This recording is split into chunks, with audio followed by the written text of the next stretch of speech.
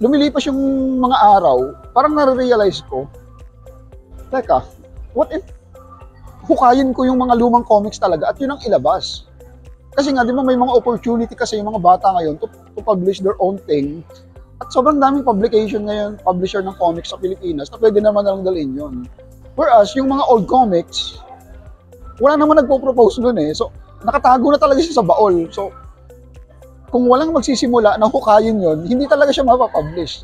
So, nung nakausap ko ulit yung Vival, pinopose ko na can I do this? Na hukayin yung mga old comics na wala nang chance na ma-publish ulit. So, okay naman sa kanila. And, ayun, ang isa sa mga kinausap ko, of course, yung Kuching, because malapit ako sa family, and then, meron na silang materials. Yan.